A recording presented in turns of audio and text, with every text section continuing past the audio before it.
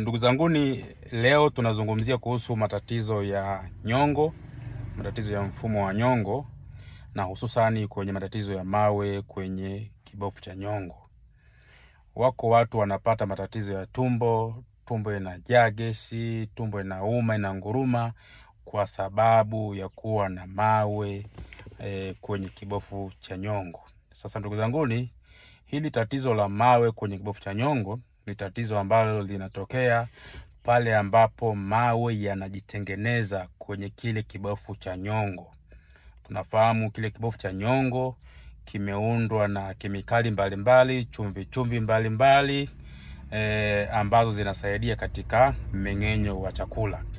Sasa ikitokea kumekuwa na mabadiliko katika mwili, kwa maana ongezeko la hizo kemikali, ongezeko la cholesterol, ongezeko la mafuta, ongezeko la vitu kama chembe za bilirubini, zinapelekea mawe kujitengeneza. Sasa kitendo cha mawe kujitengeneza kwenye kibofu cha nyongo ni kitendo cha mdogo mdogo, yani yanajitengeneza kidogo kidogo kwa muda mrefu, ndo mawe yanatokea hapo.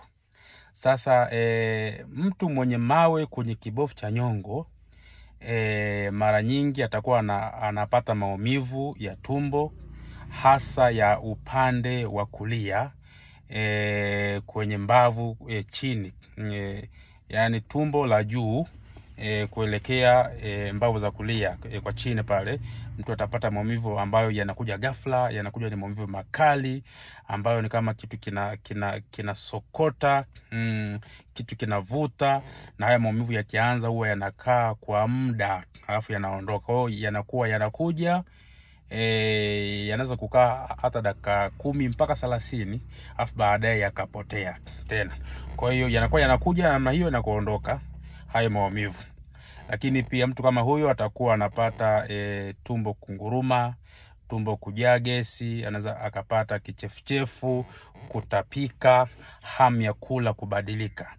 Mtu kama huyo anaweza akapata homa, mwili unachemka, kwa sababu unapokuwa na mawe kwenye kibofu cha nyongo unaweza pia kupata na maambukizi kwenye kibofu cha nyongo. Sasa ukipata maambukizi kwenye kibofu cha nyongo, unapata na homa pia, na tumbo linakuwa linauma zaidi.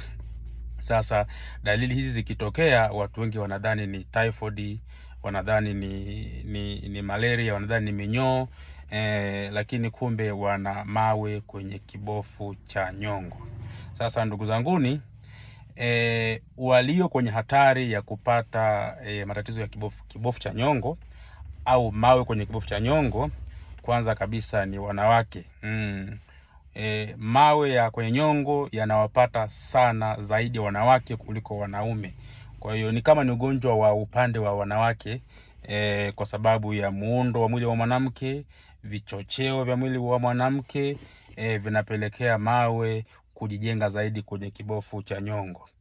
Lakini watu wenye tumbo, watu wanene, watu wenye kilo kupitiliza wanakuwa katika uhatari wa kupata mawe kwenye kibofu cha nyongo.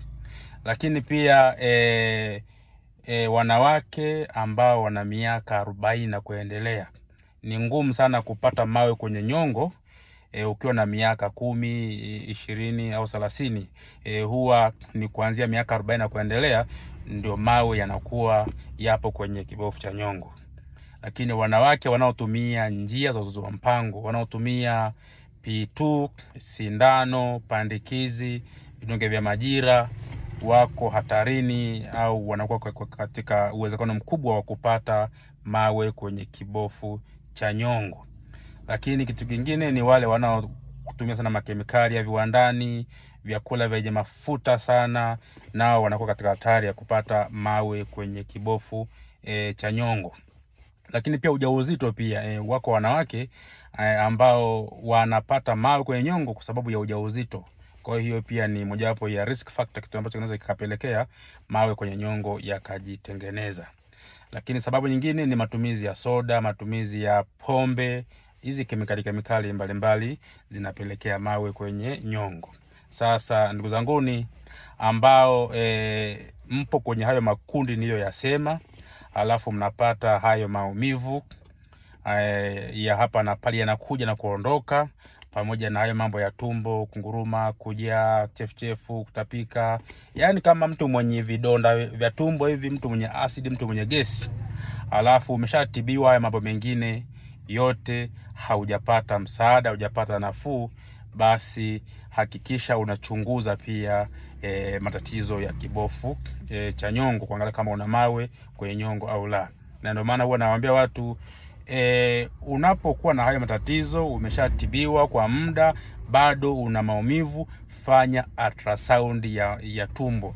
Ultrasound ya tumbo ndio kipimo cha kwanza kabisa ambacho ni kizuri sana, kinaweza kuona kama kuna shida kwenye nyongo au hakuna. Majibu ya ultrasound yatakavyokuja ndio yataamua sasa uanze matibabu moja kwa moja au ufanye vipimo vingine vikubwa kama CT scan, MRI ya kukagua na kuchunguza mfumo wa nyongo.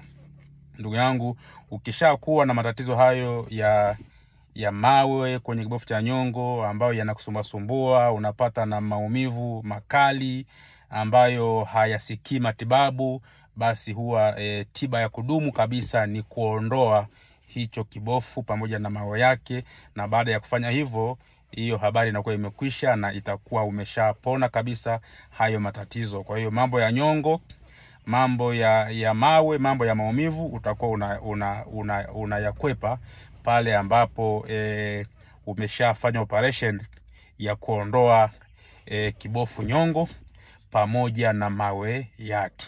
Kwa sababu yale ni mawe yamejijenga pale.